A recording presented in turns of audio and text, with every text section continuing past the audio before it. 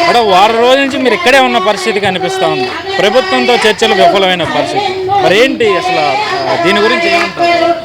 మేము 7 రోజుల నుంచి ఇక్కడ నిరవధిక సమ్మెను కొనసాగిస్తున్నాము. 4 సార్లు చర్చలకు పిలిపించారు. కానీ చర్చల్లో బడ్జెట్కి సంబంధించిన విషయాలు ఏమీ నెరవేర్చలేమని చెప్పేసి ప్రభుత్వం చెప్తుంది. మేమేమి గొంతెమ్మ కోరికలు కోరటం లేదని చెప్పేసి ఈ రాష్ట్ర ప్రభుత్వానికి మేము తెలియజేస్తున్నాము. కనీస వేతనం ప్రధానమైన డిమాండ్ ఏంటి అంటే కనీస వేతనం 26,000 ఇవ్వాలని చెప్పేసి మేము ఈరోజు ప్రభుత్వాన్ని కోరుకుంటున్నాము. అలాగే మాకు రాష్ట్ర ప్రభుత్వం సీఎం జగన్మోహన్ రెడ్డి గారు చెప్పిన పాదయాత్రలో చెప్పిన మాకు హామీని మాత్రం మేము నెరవేర్చాలని చెప్పేసి భాగంగా అడుగుతున్నాము. నెరవేర్చడము అంటే తెలంగాణలో 1,000 రూపాయలు కన్నా 1,000 రూపాయలు అదనంగా ఇస్తానని చెప్పేసి సీఎం జగన్మోహన్ రెడ్డి గారు చెప్పారు. కానీ మరి ఈరోజేమి మేము ఆయన చెప్పిన మాటలు కాకుండా మేమేమి సొంత మాటలు అడగట్లేదు. తను చెప్పిన మాట నిలబెట్టుకోమని చెప్పేసి అంటున్నాం. సీఎం గారు చెప్తారు మాట తప్పను మడమ తిప్పను అని చెప్పేసి. ఈరోజు అంగన్వాడీ కార్యకర్తలకు ఇచ్చిన మాటను ఎక్కడ తొంగలో తొక్కారా అని చెప్పేసి మేము ఈ రాష్ట్ర ప్రభుత్వాన్ని అడుగుతున్నాము. ఏమడిగాము? మేము 5 లక్షల గ్రాడ్యుయేటీ ఇవ్వమన్న 40 సంవత్సరాలుగా అంగన్వాడీ కేంద్రంలో పనిచేయుతున్నారు.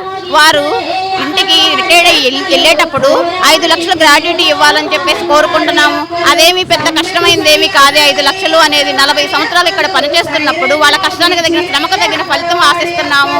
అంతేకాదు మాకు బకాయిలు ఉన్న 7 నెలల నుంచి ఇంటద్దెలు మేము కట్టుకుంటున్నాము. పెండింగ్లో ఉన్న బకాయిలన్నీ వెంటనే చెల్లించమని చెప్పేసి కోరుకుంటున్నాము. ఇన్ని సంవత్సరాలు ఈ అంగన్వాడీ కేంద్రంలో ఉండి వారికి ఆరోగ్యం బాగోచేత సడన్గా బీపీలు షుగర్లు పెరిగి అంగన్వాడీ కేంద్రంలో కూలబడి అక్కడికక్కడే మృతి చెందిన వాళ్ళు ఉన్నారు. వాళ్ళకి కనీసం మట్టి ఖర్చులు ఇవ్వమని చెప్పేసి ఈ ప్రభుత్వాన్ని కోరుకుంటున్నాము. మేమేమి గొంతెమ్మ కోరికలేమి కోరుకోవటం లేదు. ఈరోజు మేము ప్రభుత్వాన్ని ఇలాంటి చిన్న చిన్న కోరికలు కూడా తీర్చలేని మీకేమో సరైన సమయానికి జీతాలు ఇవ్వని పరిస్థితి, మీరు అడుగుతున్న డిమాండ్లు కూడా ఖజానాలో డబ్బులు లేవని చెప్పి మరో పక్క చెప్తున్న పరిస్థితి. కానీ మరో పక్క చూస్తే తెల్లారు లేచిన కానీ నేను ఆ బటన్ నొక్కాను ఈ బటన్ నొక్కాను అని చెప్పి జగన్మోహన్ రెడ్డి చెప్పడం అంటే ఇందులో ఎంతవరకు ఆయన చెప్పింది వాస్తవం అనుకోవాలి? మన డబ్బులు లేవు ఆయన అదే మేము ఇప్పుడు కోరుకునేది కూడా మేమే అదే అడుగుతున్నాము. మేము ఈ డిమాండ్లు ఇప్పటికిప్పుడు తీసుకున్న నిర్ణయించిన ఏమీ కాదు. సీఎం గారు వచ్చేప్పటికి 4 సంవత్సరాలన్నర అవుతుంది. ఎప్పటికప్పుడు మేము మా యూనియన్ నాయకులు వెళ్ళి మా అంగన్వాడీ కార్యకర్తలు ఇన్ని రోజుల నుంచి ఇంత కష్టపడుతున్నారు వాళ్ళకి ఇలా వేతనం ఇవ్వండి అని చెప్పేసి అడుగుతున్నారు. ఆ భాగంలోనే మేము ఇన్ని సంవత్సరాలుగా అడిగింది ఏ ఒక్క కోరిక తీర్చలేదు. కానీ సంక్షేమ పథకాలు ఆ సంక్షేమ పథకాలు అంగన్వాడీ కార్యకర్తకి ఏమీ వర్తింపజేయవు. ఒకటండి ముఖ్యంగా చెప్పేది. ఇంకోటి ఏంటంటే విడో ఉన్నారు. విడోకి వచ్చేది 11,500. విడోకి సంక్షేమ పథకాలు ఏమీ రావట్లేదు. తనకు ప్రభుత్వం ఏమీ పెన్షన్ ఇవ్వటం లేదు. సంక్షేమ పథకాలు 11,500లో ఒక అంగన్వాడీ టీచర్ తన కుటుంబాన్ని ఇవాళ నిత్యావసర సరుకుల ధరలు ఎలా ఉన్నాయో మీ అందరికీ తెలిసిందే. ఈ రోజు ఆవిడ అంగన్వాడీ కార్యకర్త తన బిడ్డలనే చదివించుకుంటున్నా. అమ్మఒడి రాదు తనకి.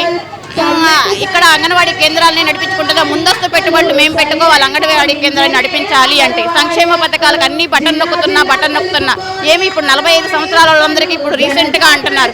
మేము ఇన్ని రోజుల నుంచి ఈ సమ్మెని మాకు కొనసాగిస్తా మాకు హామీ ప్రకారం తను ఇచ్చిన హామీల ప్రకారంగా అయ్యా మాకు జీతాలు పెంచు అని చెప్పేసి అడుగుతున్నాం.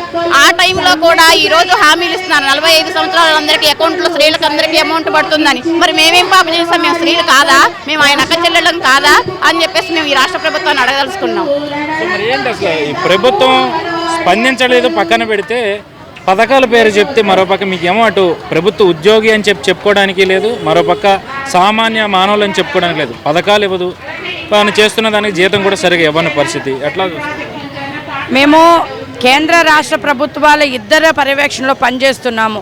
అయితే కేంద్ర రాష్ట్ర ప్రభుత్వ పథకాలను అన్నిటినీ కూడా లబ్ధిదారులకు తీసుకెళ్ళి వాళ్ళందరికీ బెనిఫిట్స్ పొందే విధంగా మేము చేస్తున్న కార్యకర్తలం. మరి మేము ఏ గవర్నమెంట్కి చెందినట్లు అనుకోవాలి?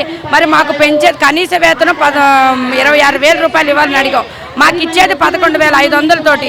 ఈరోజు సుప్రీంకోర్టు చెప్పింది ఒక కుటుంబం నడవాలి అంటే కనుక ఆర్థికంగా సమిష్టిగా ఉండాలి అని అంటే 26,000 రూపాయల వేతనం కనీసం అని నిర్ణయించింది.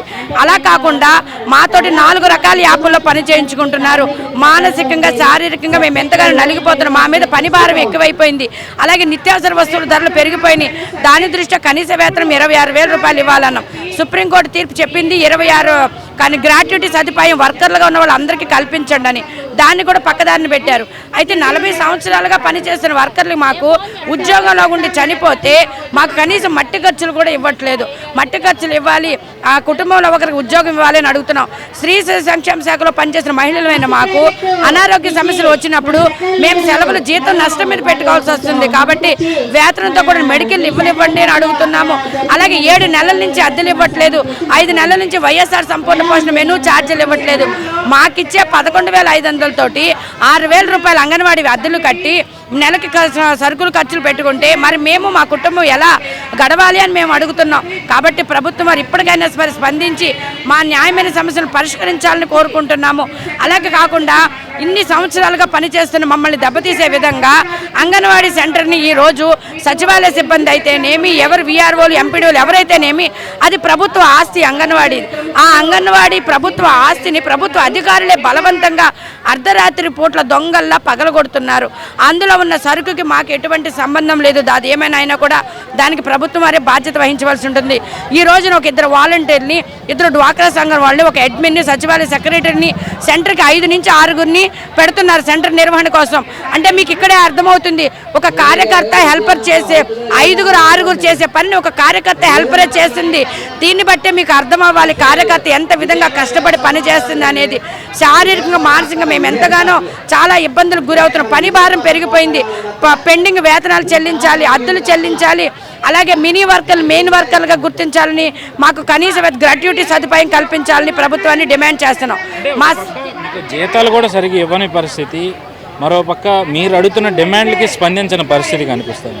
కానీ ప్రభుత్వం ఏమో నాడు నేడు కింద ప్రభుత్వ పాఠశాలను డెవలప్ చేస్తున్నామని చెప్పి అంగన్వాడీ స్కూళ్ళ దగ్గర నుంచి ప్రీమియర్ స్కూల్ అన్నీ కూడా విలీన ప్రక్రియ చేస్తూ కూడా అంగన్వాడీ టీచర్లను తొలగించే ప్రయత్నం. దీని అంగన్వాడీ స్కూల్స్ అన్నిటినీ కూడా గవర్నమెంట్ స్కూల్స్లో మెర్జర్ చేస్తానికి ప్రభుత్వం ప్రయత్నం చేస్తుంది. దీన్ని మేము ఏమాత్రం కూడా సమ్మతించట్లేదు, ఖండిస్తున్నాము. ఎందుకంటే అంగన్వాడీ సెంటర్కి సంబంధించి 1000 పాపులేషన్లో ఉంటుంది. అది 2 కిలోమీటర్ల దూరంలో ఉన్న స్కూల్స్లో విలీనం చేయటం కరెక్ట్ కాదు. ఎందుకంటే మాకు అంగన్వాడీ లబ్ధిదారులు అందరూ కూడా మా చుట్టుపక్కల ఉంటారు కాబట్టి వారికి సౌకర్యాలు సదుపాయాలన్నీ కల్పించడానికి వీలవుతుంది.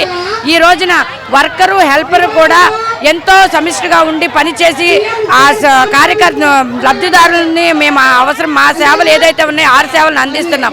మా తోటి లబ్ధిదారులు మాకు మద్దతుగా ఉన్నారు. ఈ రోజున 9 గంటలకి అంగన్వాడీ స్కూల్స్ని తెరిచి మీరు ఫుడ్ పెట్టాలి, గుడ్డు పెట్టాలి, పాలు పెట్టాలి అని చెప్పే ప్రభుత్వం వారు 11 అయినా కూడా అంగన్వాడీ సెంటర్ పగలగొట్టగానే పండగ కాదు, ఇళ్ళకగానే పండగ కాదు. సెంటర్లు కరెక్ట్గా తీయించండి. వాళ్ళు వచ్చిన వాళ్ళు ఏ విధంగా పని చేస్తున్నారో మీరు గమనించండి అని అడుగుతున్నాం. 11 అయినా సరే వాళ్ళకి సెంటర్లు ఓపెన్ చేయలేదు. మీరు ఎప్పుడు పిల్లల్ని తీసుకొస్తారు, ఎప్పుడు వంట చేస్తారు, అది కూడా 12 గంటల వరకే అంటున్నారు. మరి మేము కూడా ఆడవాళ్ళమే కదా, మా సమస్యలు కూడా ప్రభుత్వం వారు పరిష్కరించాలి కదా. మా న్యాయమైన సమస్యలు పరిష్కరించేంత వరకు కూడా మేము ఈ పోరాటాన్ని కొనసాగిస్తాము. ఒకవేళ సమస్యలు పరిష్కరించకుండా ప్రభుత్వం ఇంకా కూడా మా పోరాటాన్ని అణిచివేసే దిశలో ఉంటే కనుక మా మద్దతుగా లబ్ధిదారులందరినీ కూడా తీసుకొచ్చి ప్రభుత్వానికి వ్యతిరేకంగా కూడా మేము పనిచేస్తామని తెలియజేస్తున్నాం. ఎన్నికలు వస్తూ ఉన్నాయి, 3 నెలల్లో ఎన్నికలు. గత ఎన్నికలు ఇచ్చిన హామీలు ఇప్పటివరకు అమలు చేయని పరిస్థితి. ప్రతిపక్షాలు చూస్తేనే ఇప్పుడు అంటే ప్రతిపక్షాలు ఉన్నాయి కాబట్టి మీకు సపోర్ట్ చేస్తున్నాయని అనుకోవడంలో ఇది లేదు. మరి రేపు ఎన్నికల్లో పరిస్థితి ఏంటంటారు అమలు చేయకపోతే పరిస్థితి? మేము ముఖ్యమంత్రి గారు పాదయాత్రలో వచ్చినప్పుడు తెలంగాణ కన్నా 1000 రూపాయలు అదనంగా వేతనం పెంచుతానన్నారు. కరెక్టే, 1000 రూపాయలు జగన్మోహన్ రెడ్డి గారు రాగానే పెంచారు. అయితే నిత్యావసర వస్తువుల ధరలు 2019లో తను సీఎంగా ఉన్నప్పటి నుంచి ఇప్పటికీ ఎన్ని ధరలు పెరిగినాయి అడుగుతున్నాం. అప్పుడు 200 ఉండేది, ఇప్పుడు 800 కరెంటు బిల్లు, గ్యాస్ బిల్లులు, ఇంటి అద్దెలు, సరుకుల ధరలు ఎన్ని పెరిగిపోయినాయి.